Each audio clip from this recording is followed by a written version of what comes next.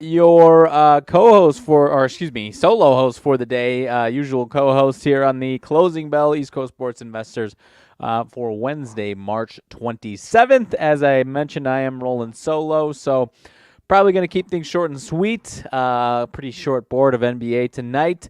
Not going to touch NHL, not my forte, but maybe a little recap of the weekend, as well as some news today. Obviously, NFL news coming around. And we'll see what else we can dive into.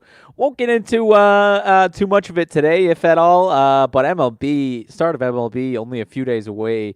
Jeff and I keep joking, and him and Scotty have been doing some stuff in the evenings for baseball. So they are not as behind they aren't behind the eight ball. They are right on top of things. I am a little more behind the eight ball and a little behind on my MLB research and prep for the season with the last month or so of college basketball and everything else going on. So I've got some catching up to do as far as the MLB because I imagine I, like most people who are fans of baseball on top of being fans of every, all the other sports that we talk about.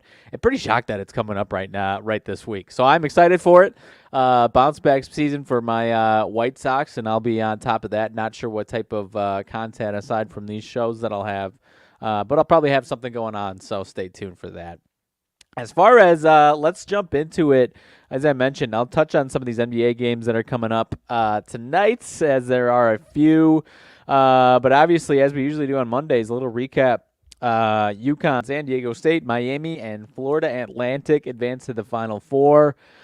UConn obviously will have to get it from the source, Mr. Jeff Dawson, on the old UConn Huskies. But it's just an absolute dominant showing so far. Probably, obviously, start to finish, the most dominant performance, most dominant team that we've seen so far this, over 4 games in the NCAA tournament. San Diego State. I know a lot of people not happy about that foul call at the end of the game.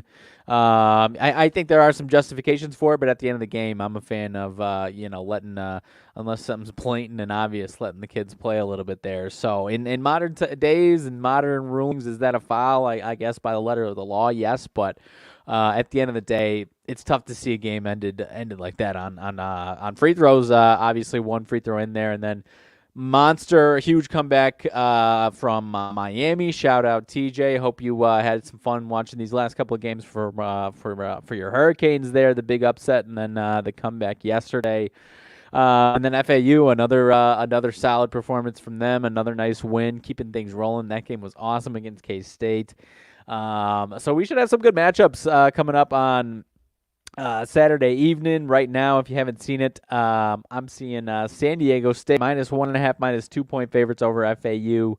138.5 on the total, and UConn -5.5 with the way they've been playing.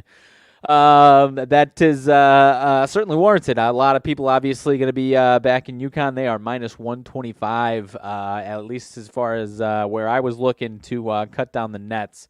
So if you like any of those other teams, you can obviously get some value still.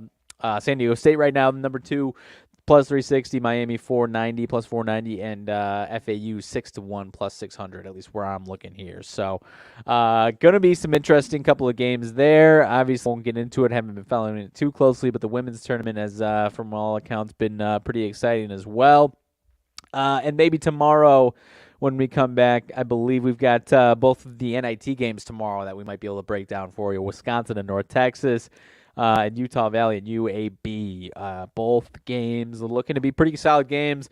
The best odds, UAB +240, worst odds, Utah Valley 330 to win the whole thing. So both games and subsequently whatever the matchup is in the championship should be pretty damn solid. So I am excited for that. Obviously, unless you had one of these 4 teams in your bracket pool, you probably had a rough bracket session. Anyone who had Alabama, Houston, obviously not too happy, but that is the way it goes. And shout out Jeff Dawson for having a nice future on UConn. Switching gears, though, someone can remind me if I'm drawing a blank on something other than the main news for today in the NFL, but Lamar Jackson. The news comes out that he is looking for a trade or has requested a trade about 3-4 weeks ago at now March 27th. Sound like March 2nd. He put in a request for a trade. Interested to see what the teams will look like that are going to be interested in for him, and shelling out some offers for him, or is it going to be like a situation where we saw with Deebo Samuel, where at the initial report he requested a trade, kind of put out a statement like this is it, this is done, and then next thing you know we're moving forward, and he's obviously sticking around, and they get a nice deal worked out, and he comes and plays, actually plays for the season, obviously. So interested to see if that's what happens, or if we've got a nice crew of teams vying for the former MVP Lamar Jackson. You've got potentially, and I'm interested to see if the Ravens are willing and going to moving him. Interested to see if it's another situation where, like the Packers are trying to move Rodgers out of the NFC into the AFC. I'm curious if that's what's going to be happening with Lamar Jackson as well. There's a lot of people floating the Colts out as a team, but obviously if the Ravens want to move him out of the AFC, then that's not going to be an option. Washington, I know, could be another team. I don't know what the draft capital looks like, but Atlanta, obviously, another team that's looking for a quarterback. So interested to see how things heat up there, and interested to see, obviously, if a team's committing to him, they're committing to him, or feeling good about his health concerns there. That would obviously be a huge hurdle to jump through if you do want to move into the Lamar Jackson sweepstakes. So aside from that, we can obviously kind of move on and jump ship and get into tonight's slate. As I mentioned, we'll keep this one very short and sweet, maybe some record time today, because obviously no college basketball. Sad transition, a bittersweet transition, I should say. The golf tournament, if anyone wasn't paying attention, was really solid this weekend. Sam Burns. The championship was a little anticlimactic. Sam Burns took it to Cam Young. But both semifinals, Cam Young versus Scottie Scheffler, and then Sam Burns versus Rory, both of them go to extra holes, playoff holes. So the semifinals was really, really exciting. But now we've got one more tournament, the Valero Texas Open before the Masters. Going to be dipping my toe a little bit this weekend, I think, into Valero. I'll pull the odds real quick because there are some solid names. Not the biggest names, but there are some solid names. Tyrrell Hatton, Corey Connors, Ricky Fowler, Siwoo Kim, Davis Riley, Taylor Montgomery, Kuchar, Matsuyama. So there are some solid names in there. Tournament we're talking about worth getting into. So obviously a lot of guys, especially a lot of guys that played this past weekend, are gearing up for the Masters the following week. Which should be really, really solid. Some live guys coming back over finally that we haven't seen meshing with these PGA guys in a while. So the going to be an anticipated Masters tournament on Easter weekend there. So obviously everybody should be excited for that one there. UFC happened over the weekend as well. If you were locked into everything else, college basketball, whatnot, not a pay-per-view fight, but or a pay-per-view card, but a really solid UFC fight night. Corey Sandhagen, bantamweight fight that has some serious implications to it, getting the win over Marlon Vera there. So moving into tonight's slates, let me make sure I got my ducks in order here. 1, 2, 3, 4, 5, 6, 7, 8 games in the NBA tonight. First couple starting at 6 o'clock my time, 7 o'clock East Coast time. First one up, Milwaukee, Detroit. Won't go too deep into this one here. I've been staying away from these big spreads lately. They've been kind of going all over the place. From what I see, though, I believe we've got no Giannis in this game, no Drew Holiday. Yet we're still seeing a minus 13. Pistons. I don't know what their losing streak is at right now, but they're obviously deep in the throes of the tankathon. They have lost 5 in a row. Failing to cover double-digit spreads in each and every single one of those there. So to see a 13 with those two guys out might lead you to believe Milwaukee should still take care of business there. But at the end of the day, don't be betting on these Pistons games right now. They are looking to get to the end of the season here. 70. They've got 8 games left in their in the throes of the tankathon there. So they are trying to get to the finish line and be a top 3 pick for sure there. Apologies if my voice goes lost here at all. A little bit of a struggle this weekend with my voice, so still getting that back. Dallas and Indy should be a solid game here. I don't believe so. Indy is 2.5 back of the 10 seed for the play-in, so you would assume that they're still trying to play and get in that. Not likely. However, either of those three teams, Atlanta, Toronto, Chicago, could collapse here, and if they get hot, them or the Wizards or the Magic, honestly, all three right there. But not likely that they get in, but they are still obviously playing for it. Dallas, however, on the other side of things, it might sound crazy if you haven't been paying attention. Dallas is the 11th seed right now in the Western Conference, 1 game behind OKC and the Lakers. 1.5 games, however, behind the 8, 2 games behind the 7, and 2.5 behind the 6.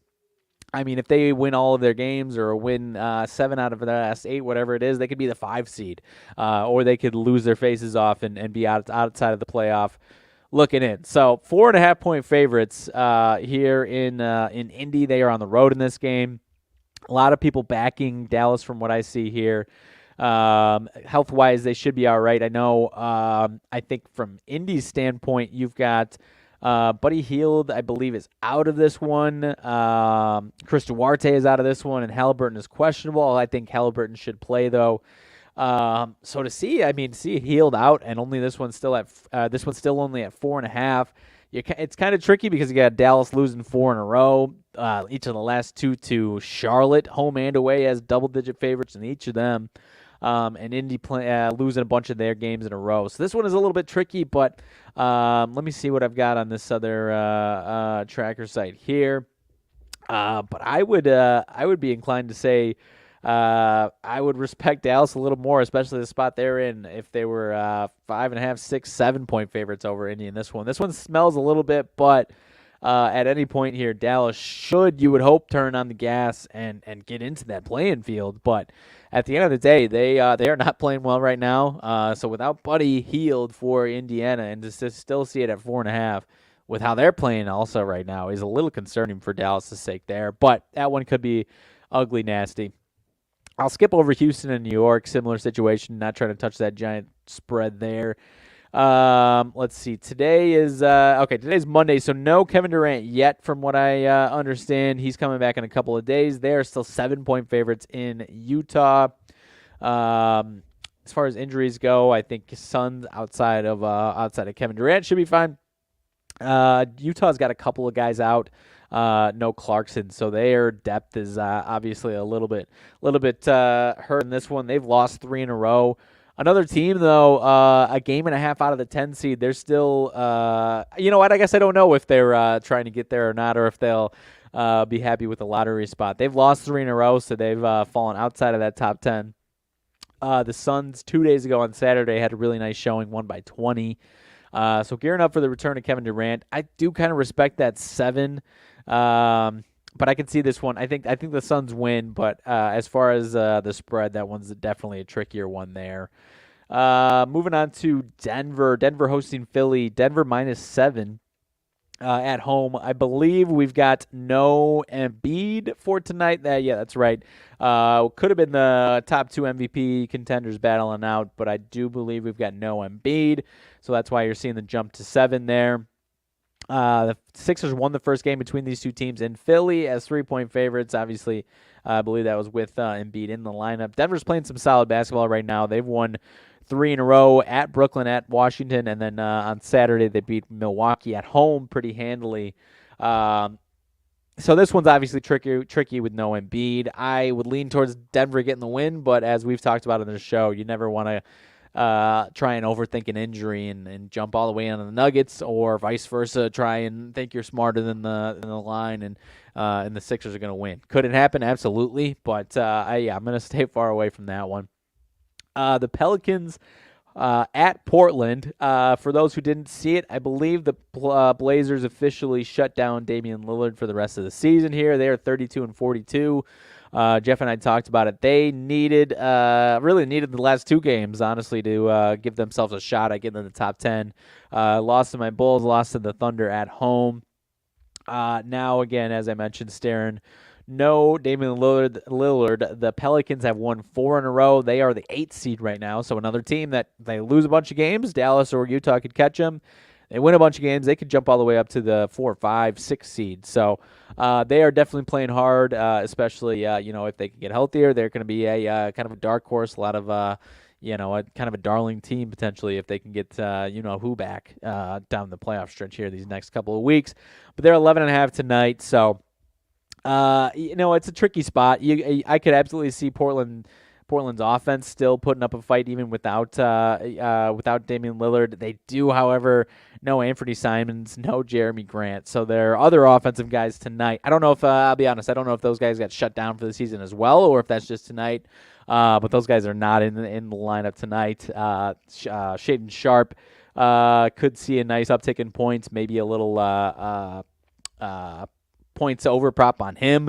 He could be the focal point of the offense tonight for the Blazers. But at the end of the day, you should be staying away from this one for the most part altogether. Last two, Minnesota and Sacramento. Sacramento minus 6.5, 7 at home. 238 is the total in Sacramento. I believe we've got some questionables. Anthony Edwards is questionable. I think he'll play. Karl-Anthony Towns, I think, is close to coming back, and I think he's still out. And then I think the Kings are just fine with any of their injuries. Minnesota's won 3 in a row here. Sacramento's won their last 2. And these two teams this will be the 4th time they've played each other. Minnesota's won 2 of the first 3. So I do think this is a little bit of I don't know if statement is the right word, but I do think the Kings win this game. And I'm not jumping in on the Kings, but I'll lean towards the Kings covering, and this one may be going over.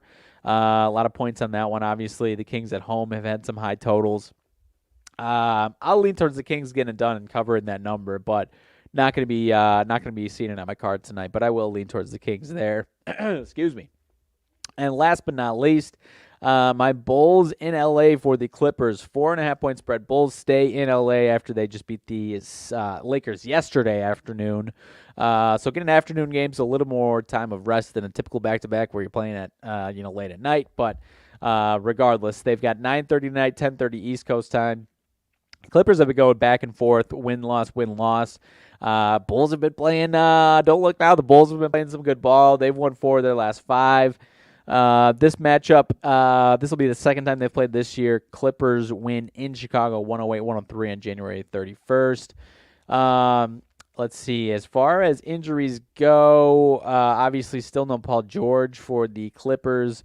And I think the Bulls are pretty solid for the most part. DeRozan, he was out a few days ago. He's in tonight. Levine fine. Vooch fine. So another Pat Bev revenge game of some sorts. So I don't know what to make of this one. I think this might be a good time, as we've seen all season long, time for some Bulls regression. So I will lean the Clippers getting it done, unfortunately, for my sake tonight. I hope I'm wrong.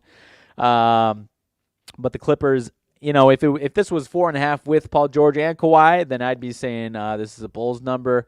With no Paul George, Clippers kind of going back and forth, and the way the Bulls are playing, I would say this is more of a Clippers number. So I will lean towards the Clippers getting it done tonight, unfortunately.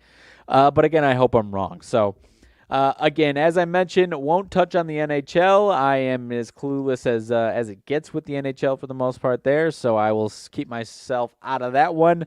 Unfortunately, I can't give you what Jeff Dawson's fine team totals that he likes to give you, but at the end of the day, I told you this was going to be short and sweet. Again, I'm not going to go too deep into it now, but we've got MLB on the horizon. So it's going to be a packed week after today is concerned. You've got the start of MLB coming up. We've got, obviously, Final Four and Championship for college basketball. So we're going to have plenty of action going on there. And then not this week, but one more week, and we'll have some Masters coverage. So it is going to be hot and heavy these next couple of weeks. This is a fantastic time in the sports calendar. Sad that the first 2 weekends of NCAA March Madness are over. It is my favorite time of the year, but it has been a fantastic tournament, nonetheless there. So can't ask for much more aside from maybe a perfect bracket or two or something along those lines. But I digress. Thank you, anybody, for stopping by on the short, abbreviated closing bell with me today. I believe Jeff and I will be back with you tomorrow. I think the next 2 days for sure you'll have Jeff and I talking about everything coming up, NIT tomorrow. And him and I haven't had a chance. He's been talking baseball with Scotty Webb in the evenings once or twice a week, but him and I have not gotten a chance to talk too much about the MLB season coming up. So we'll do that for sure one of these days this week. So stay tuned. Stay locked into both of our Twitters, EC Sports Invest, and myself at Riley_Magnuson1. We will keep you posted as best we can. And again, thank you for stopping by. Best of luck if you got anything going tonight. And if you're taking the night off and relaxing, hoping to get some action the rest of the week, we will see you later on this week, my friends.